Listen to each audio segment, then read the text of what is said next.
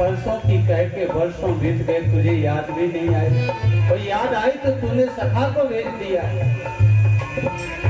वो कल कल कर कई मास बिताए, कल कल कर कई मास बिताए, वो कल कल कर कई मास बिताए, कल कल कर कई मास बिताए।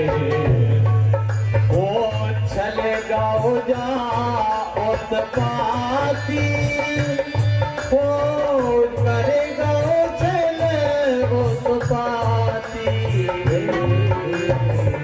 पाती जो काना की बाती, जो काना की बाती।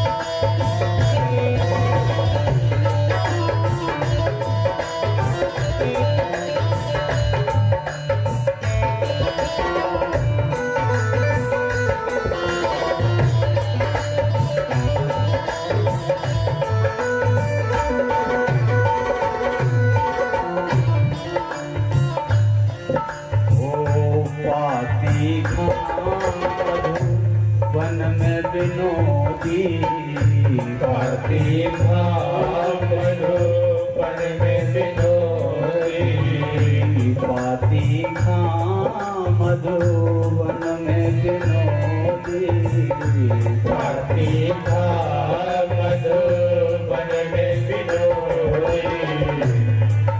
ओ ढूंढत पाती पाती, ओ ढूंढत पाती पाती, ओ पाती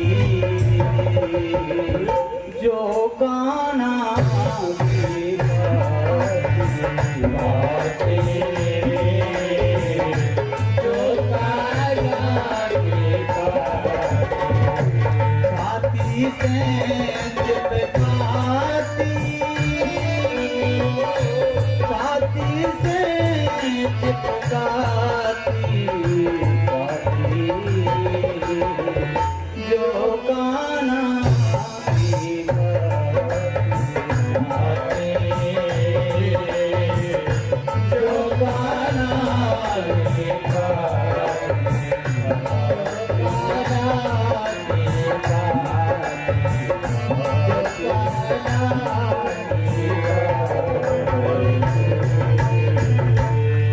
आज गोपियां कह रही हैं कि भेजा तो पत्र लेकर के भेज दिया, तुम बहुत झूठा है। आज नंद बाबा से उद्धव बोले कि बाबा ये मत पूछो कि वो तुम्हें याद नहीं करते, जिस प्रकार से तुम्हारी यहाँ दशा है सब लोगों को, उसी प्रकार से वो दिन रात कन्हैया भी वहां रोता है। नंद बाबा कहने लगे उद्धव,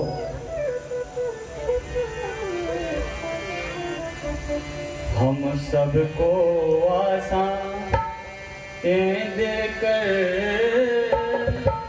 इस भांति निराश बनाया है,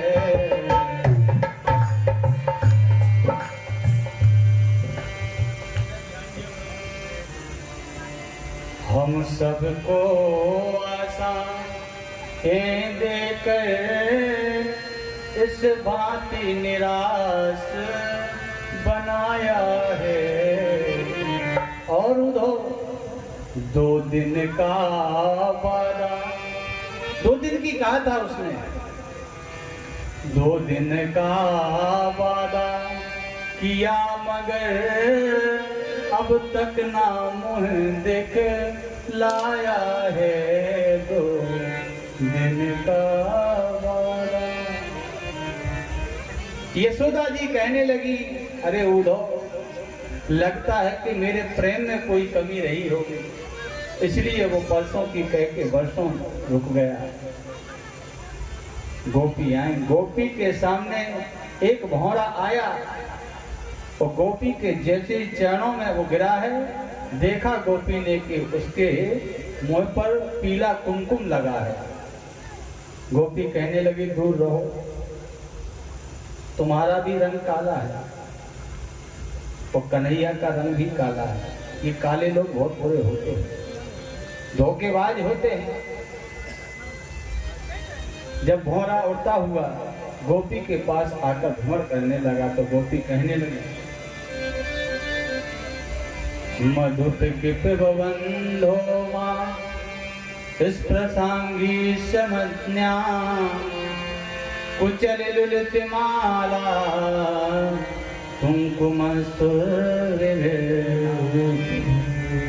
अरे भौरा, क्यों बार बार हमारे पैरों में गिरता है, क्यों बार बार आकर हमें तकलीफ देता है? तुम्हारी मूंछों पर जो कुमकुम लगा है, इससे स्पष्ट होता है कि तुम कृष्ण के सखा हो। तुम्हारा काम है इस फूट पर जाना, उस फूट पर जाना। उसी प्रकार से लगता है तुम्हारे स्वभाव से हमारे कान्हा का भी स्वभाव मिलता है। यहाँ गोपियों से प्रेम कर रहा है, वहां जाकर के युवराज बना बैठा मथुरा में है, तो उस कपटी का सखा है। आज भरा बुरा कह करके आज गोपियां आई, उद्धव से कहने लगी, मेरा कन्हैया कब आएगा?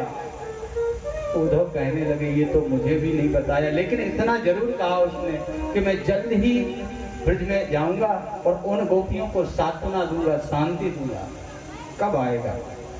एक गोपी कहती है कि तुम चिंता ना करो, मेरा कन्हैया अगर सच्चा प्रेम किया हो तो वो अवश्य आएगा। आज उद्धव विदा हुए, जैसे कन्हैया के पास पहुंचे, कन्हैया को सारा हाल बताया, गोपियों का उस प्रेम को देखा। तो आज उद्धव कन्हैया से कहने लगे, प्रभु ब्रज में जाकर के हमें ऐसा लगा कि प्रभु यदि मुझे मनुष्य का शरीर मिले तो मैं ब्रजमंडल में जन्म लूं। आसाम हो चरण रेणु दुसाम श्याम वृंदावनम किमपि गुल्मस्य औषधीनाम या दोष्टजं स्वजन मार्य पतंग हेत्वा वेदुर्मुकुंद पदवीं श्रुतभिः प्रगम्याम्। गोपाल, यदि मुझे मानुष का शरीर मिले तो मैं ब्रजमंडल में जन्म लूं, यदि मैं पशु बनूं तो मैं ब्रजमंडल में जन्म लूं, और यदि औषधि बनूं या घास बनूं या तिनका बनूं तो ब्रजमंडल में बनूं, क्योंकि उन गोपियों के चरणों की धूल मेरे मस्तक पर पड़ती रहे और मैं पवित्र हो जाऊं। उद्धव ने गोपियों की चरण धूलि को बारंबार प्रणाम किया, भगवान से कहा, प्रभु वंदे नंद ब्रज श्री राम पाद रेणु वीक्षण सा या श्याम हरे कथोदितम पुनाते भुवन त्रयम्। प्रभु मैं इन गोपियों की चरण धूलि को बार बार प्रणाम करता हूँ, जिनके मुख से निकलने वाली कृष्ण कथा त्रिलोकी को पवित्र करती है। मैं धन्य हो गया ब्रज में जाकर के। आज सारा का सारा ज्ञान उद्धव का भस्म हो गया, प्रेम में मग्न हो गया। इधर अस्तिका कृष्णकंसस्य महेष्मो भरतर्षभा मृते भरतरिदोख्याते ईयतोऽस्म पितुर्गृहान्। कंस की दो पत्नियां हैं जिनका नाम है अस्ति और प्राप्ति। जब पति मारे गए तो कंस की पत्नी अपने मायके गई, पिता जरासंध को समाचार सुनाया कि कृष्ण ने मेरे पति को मार दिया है। 16 बार आक्रमण किया, 23 अक्षौणी सेना लेकर के 17वीं बार काली यवन को भेजा। जब काली यवन आया मारने के लिए तो काली यवन को वरदान था कि कोई मानव जाति उसको मार नहीं सकती। भगवान को याद आ गया। भगवान ने देखा कि श्री मुचकुंद जी महाराज एक गुफा में सो रहे हैं, तो इनको वरदान है। एक बार जब देवताओं को आवश्यकता पड़ी सहायता की तो इंद्र ने मुचकुंद जी महाराज को सहायता के लिए बुलाया। मुचकुंद जी महाराज की पराक्रमता से आज देवताओं को जीत मिली, विजय हुआ। तो इंद्र ने कहा मुचकुंद जी महाराज से कि तुम मांगो, क्या मांगना चाहते हो। तो मुचकुंद जी महाराज ने कहा कि देखो, हम युद्ध में बहुत थक गए हैं, इसलिए हम थोड़ा विश्राम चाहते हैं, सोना चाहते हैं। लेकिन जब मैं सो जाऊं तो कोई मुझे जगाए नहीं। तो इंद्र ने कह दिया था कि जो तुम्हें जगाएगा वो जल करके भस्म हो जाएगा। आज मुचकुंद जी महाराज उसी गुफा में आकर के और शयन कर रहे, सो रहे। यहाँ काली यवन भगवान को मारने के लिए आया। जैसे ही भगवान पीछे हटने लगे तो बलराम जी कहने लगे, कन्हैया तुम पीछे क्यों हट रहे? आज तक तो तुम पीछे नहीं हटे, आज क्यों हट रहे हो? भगवान ने कहा हम पीछे इसलिए हट रहे हैं क्योंकि इसको वरदान है कि मानव जाति इसको मार नहीं सकती। तो भगवान आज रण को छोड़ के भागे, इसलिए भगवान का तभी से नाम पड़ गया श्री रणछोड़ जी महाराज। आज भगवान रण को छोड़ के भागे हैं, काली यवन पीछे पीछे, भगवान आगे आगे भागते जा रहे हैं। और भगवान उसी गुफा में पहुंचे जहां मुचकुंद जी महाराज सो रहे। भगवान ने अपना पीतांबर लिया और मुचकुंद जी महाराज के शरीर पर डाल दिया ताकि काली यवन समझ जाए कि यही कृष्ण है। पीतांबर जब देखा, काली यवन ने सोचा कि देखो डर के मारे यहाँ ढोंग करके लेट गया है। तुरंत ही काली यवन ने एक लात मारी जैसे ही, तो मुचकुंद जी महाराज के नेत्र खुल गए, नेत्रों से अग्नि प्रकट हो गई, जिस अग्नि में जल करके काली यवन भस्म हो गया। भगवान कहने लगे, बलदाऊ भैया हमने इसीलिए तो ये लीला की थी, तो वो हमारे हाथों नहीं मारा जाता। आज फिर से जरासंध अपनी 23 अक्षौणी सेना लेकर के और मथुरा पर चढ़ाई कर दी। भगवान ने सबसे कहा कि भैया अब यहाँ से भाग चलो, यहाँ हम सुरक्षित नहीं हैं। आज सबको लेकर के भगवान ने विश्वकर्मा जी महाराज को आदेश दिया कि जाओ तुम समुद्र के अंदर द्वारका का निर्माण करो।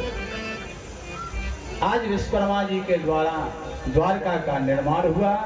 सब मथुरावासी द्वारका पहुंचे और द्वारका में रहने लगे। अब विवाह प्रारंभ है। सबसे पहले बड़े भाई का विवाह होता है। तो बलराम जी महाराज का विवाह महाराज रेवत जी की कन्या रेवती के साथ होता है। पहला विवाह हो गया बलराम जी महाराज का। अब श्री सुखदेव स्वामी कहते हैं, राजन अब भगवान के प्रथम विवाह का हम वर्णन करते हैं। आइए सभी भगवान के प्रथम विवाह में प्रवेश करें।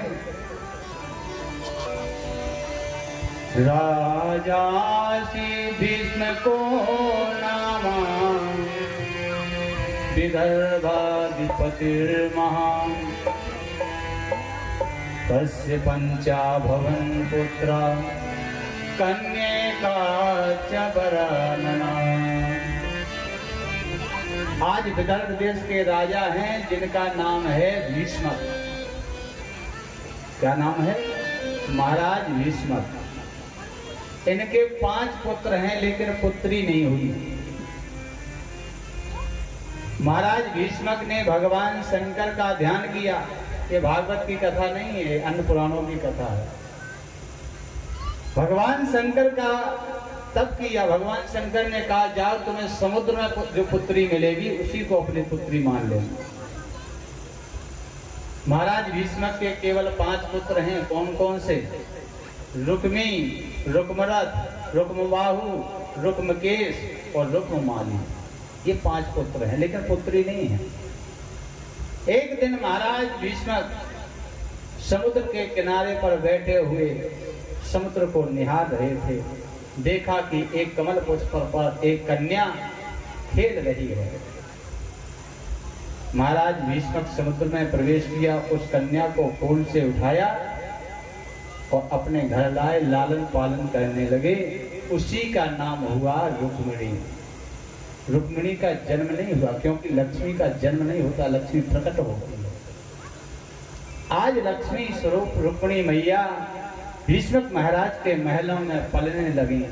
कुछ बड़ी हुई तो बड़े भाई रुक्मी ने आज रुक्मिणी मैया का विवाह शिशुपाल के साथ तय कर दिया, जिससे दुखी होकर के आज रुक्मिणी मैया अपनी भाभी से कहती हैं, भाभी मैंने तन मन से मैंने परम प्रभु वासुदेव श्री कृष्ण को ही अपना पति माना है। मैं उनको पति बनाना चाहती हूँ। मेरा विवाह भैया शिशुपाल से कर रहे हैं, और अगर मेरा विवाह शिशुपाल के साथ हो गया तो मैं मर जाऊंगी, लेकिन शिशुपाल के साथ विवाह नहीं करूंगी। भाभी ने कहा एक काम करो, वासुदेव कृष्ण को एक पत्र लिखो। आज बहुत सुंदर पत्र लिखा है माता रुक्मिणी ने। श्रुत्वा गुणान भुवन सुंदर सिंहवतांते निर्वेश्य कर्ण विविरै हरतो गतापम् रूपं दृशां दृशिमता मखिलाटलाभम् त्यजुत्तता विशति चित्रं पत्रतं ते। पत्र में लिखा, हे गोपाल, मैंने केवल आपके गुणों को सुना है और आपको अपनी आंखों से देखा भी नहीं है। जो आपके गुणों को सुनकर सारे पाप नष्ट हो जाते हैं। अपने रूप सौंदर्य को, जो नेत्र वाले जीवों के नेत्र को सजीव करने वाले प्रभु, मेरी आपसे एक प्रार्थना है, मेरे बड़े भैया मेरा विवाह शिशुपाल